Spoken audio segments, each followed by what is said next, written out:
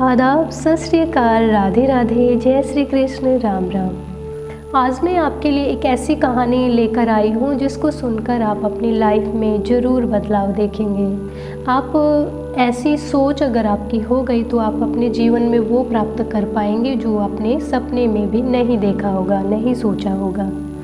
ये कहानी है एक 24 साल के लड़के की जिसके माता पिता नहीं थे और वो अकेला ही जीवन में संघर्ष कर रहा था, बहुत सारी परेशानियों का सामना कर रहा था।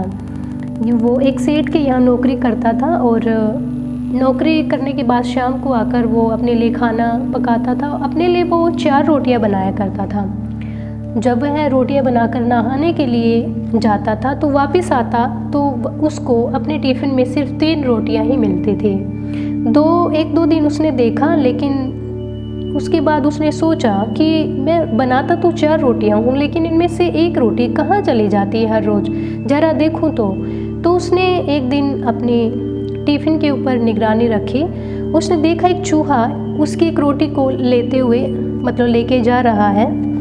तो उसने उस चूहे से कहा कि रुको, तुम हर रोज़ मेरी 1 रोटी क्यों लेकर जा रहे हो? मैं हर रोज़ अपने लिए 4 रोटियां बनाता हूँ, लेकिन तुम 1 रोटी मेरी चुरा कर चले जाते हो। तो चूहे ने कहा कि जो मेरे भाग्य में है वो मैं लेके जा रहा हूँ। तो उस लड़के ने कहा कि मैं तो पहले ही परेशान हूँ, अपनी लाइफ में बहुत सारे दुख मुझे भोगने पड़ रहे हैं और तुम भी मुझे परेशान कर रहे हो। तो चूहे ने कहा, तुम अपनी लाइफ में जितनी भी परेशानियां हैं, जितने भी दुख हैं, उनका समाधान अगर आप खोजना चाहते हैं तो आप गौतम बुद्ध के पास चले जाओ। चूहे ने कहा कि आप गौतम बुद्ध के पास चले जाओ, आप गौतम बुद्ध से मिलो। लड़का चला गया और जब वो रास्ते में जा रहा था, रात हो गई रास्ते में चलते चलते, तो वो उसको एक हवेली दिखाई दी। उस हवेली में एक बूढ़ी औरत थी, अपनी बेटी के साथ रहा करती थी। तो उसने रात वहीं गुजारी और बूढ़ी औरत ने पूछा कि बेटा आप कहाँ जा रहे हो? तो उस लड़के ने कहा कि मैं गौतम बुद्ध से मिलने जा रहा हूँ। तो बूढ़ी औरत ने कहा कि अच्छी बात है बेटा, बहुत ही अच्छी जगह जा रहे हो, लेकिन मेरे भी एक सवाल का जवाब ज़रूर लेकर आना। तो उसने कहा कि बोलो अम्मा, आपके सवाल का जवाब ज़रूर लेकर आऊँगा। तो बूढ़ी औरत ने कहा कि मेरी बेटी है, वो उसकी आवाज़ नहीं है, वो बोल नहीं पाती। तो लड़के ने कहा ठीक है अम्मा, मैं गौतम बुद्ध से पूछ कर आऊँगा आपके सवाल का जवाब। सुबह हुई और वो निकल पड़ा गौतम बुद्ध से मिलने के लिए। रास्ते में एक पहाड़ी इलाका था, पहाड़ी को पार करना था उस लड़के ने। तो वहाँ पर एक जादूगर मिल गया उसको। जादूगर ने कहा कि मैं तुम्हारी मदद तो कर देता हूँ, लेकिन तुम्हें भी मेरी मदद करनी पड़ेगी। तुम जा कहाँ रहे हो? उसने कहा कि मैं गौतम बुद्ध से मिलने जा रहा हूँ। लड़के ने कहा, जादूगर ने कहा कि मैं तुम्हारी मदद तो कर दूंगा, लेकिन तुम्हें मेरे एक सवाल का जवाब लेकर पूछ कर आना पड़ेगा गौतम बुद्ध जी से। तो लड़के ने कहा ठीक है, आप मुझे ये पहाड़ी पार करवा दीजिए, मैं आपके सवाल का जवाब ले आऊँगा, आपके सवाल का जवाब ज़रूर लेकर आऊँगा, ज़रूर पूछ कर आऊँगा गौतम बुद्ध से। तो जादूगर ने कहा कि ठीक है, मेरा सवाल है कि मैं स्वर्ग का रास्ता जानना चाहता हूँ। 1000 सालों से यहाँ पर पहाड़ी इलाके पर तपस्या कर रहा हूँ, लेकिन मुझे स्वर्ग जाने का कोई रास्ता दिखाई नहीं दे रहा। तो लड़के ने कहा ठीक है, आप मुझे ये पहाड़ी इलाका पार करवा दीजिए मेरा, और मैं आपके सवाल का जवाब ज़रूर लेकर आऊँगा। तो उस जादूगर ने उस पहाड़ी इलाके को बड़ी आसानी से पार करवा दिया। पहाड़ी को पार करने के बाद, पहाड़ी से निकलने के बाद वो लड़का फिर चल पड़ता है। चलते चलते उसको रास्ते में फिर एक नदी दिखाई दी। उसने सोचा कि मैं नदी को कैसे पार करूं। उस नदी में एक कछुआ रहा करता था। उस कछुए ने कहा कि मैं आपको ये नदी पार करवा देता हूं। जब वह कछुआ उस लड़के को ले जा रहा था तो रास्ते में कछुए ने पूछा कि आप कहाँ जा रहे हो?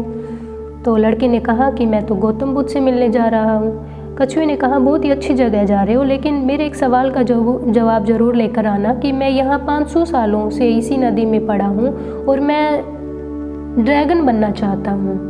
500 सालों से मैं इसी नदी में पड़ा हूँ और मेरी एक इच्छा है कि मैं ड्रैगन बन जाऊँ। तो मेरे इस सवाल का जवाब ज़रूर गौतम बुद्ध से लेकर आना। तो लड़के ने कहा ठीक है। जब वह लड़का गौतम बुद्ध के पास पहुंचा तो गौतम बुद्ध जी सभी को शिक्षा दे रहे थे और गौतम बुद्ध जी ने कहा कि जो भी मुझसे सवाल पूछना चाहता है तो मुझसे सवाल पूछ सकता है, मैं उसके सवालों का जवाब ज़रूर दूंगा, लेकिन एक मेरी शर्त है कि मैं सिर्फ 3 सवालों का ही जवाब दूंगा, मैं सिर्फ 3 सवालों का ही जवाब दे पाऊंगा। तो लड़के ने सोचा मेरे पास तो 3 सवाल तो मेरे अलग है और एक मेरा। तो लड़का तो अचंभित हो गया, परेशान हो गया, चिंता हो गई भी मैं किसका सवाल पूछूं। लड़के ने सोचा कि मैं एक यहाँ सेठ के यहाँ नौकरी करता हूँ, मेरा तो अच्छे से गुजर बसर हो रहा है, मुझे किसी चीज़ की कमी तो है नहीं, मेरे जीवन में कोई रुकावट तो है नहीं, मैं तो ऐसे ही अपने जीवन गुजार लूँगा, अपने जीवन का गुजर बसर कर लूँगा। तो सबसे पहले उसको उस औरत की याद आई जिसकी लड़की बोल नहीं पा रही थी।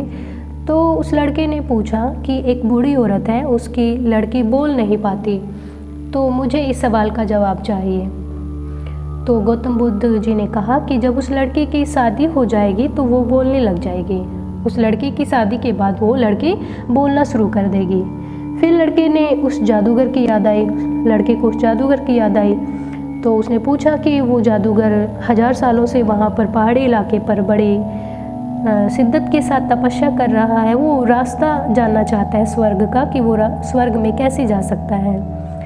तो गौतम बुद्ध जी ने कहा कि जब जादूगर अपनी छड़ी छोड़ देगा, जादूगर जब अपनी छड़ी छोड़ देगा तो वो स्वर्ग का रास्ता उसे मिल जाएगा। तीसरा सवाल उसने लड़के ने पूछा कि एक कछुआ है नदी में, 500 सालों से वहीं पर पड़ा है और वो ड्रैगन बनना चाहता है। तो गौतम बुद्ध जी ने कहा कि जब कछुआ अपना कवच उतार देगा तब वह ड्रैगन बन जाएगा।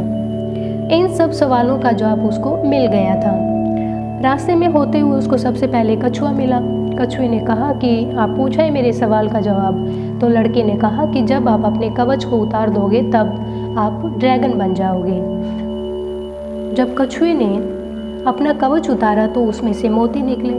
तो लड़के के पास बहुत सारे मोती आ गए। रास्ते में उसको वो जादूगर मिला। जादूगर ने पूछा है मेरे सवाल का जवाब। तो लड़के ने कहा जब आप अपनी ये छड़ी छोड़ दोगे तब आपको रास्ता मिल जाएगा स्वर्ग का।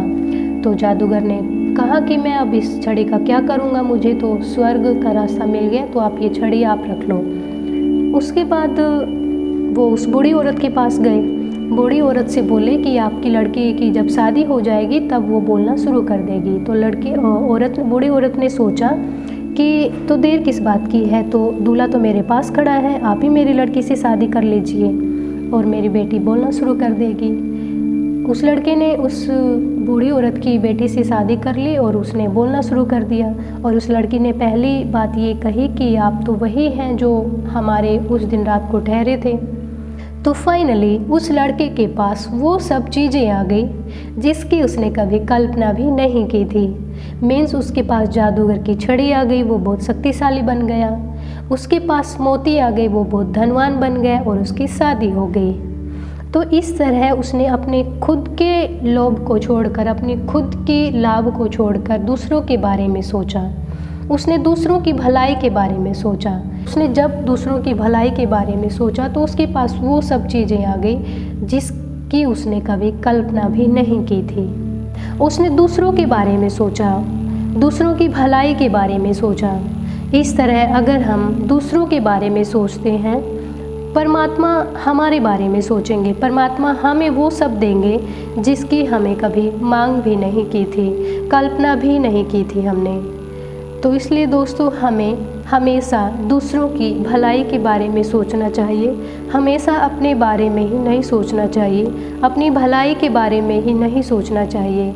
उस लड़के जैसी अगर हम सबकी सोच होगी तो हमें हमारे जीवन में किसी तरह का कोई भी दुख नहीं होगा। धन्यवाद।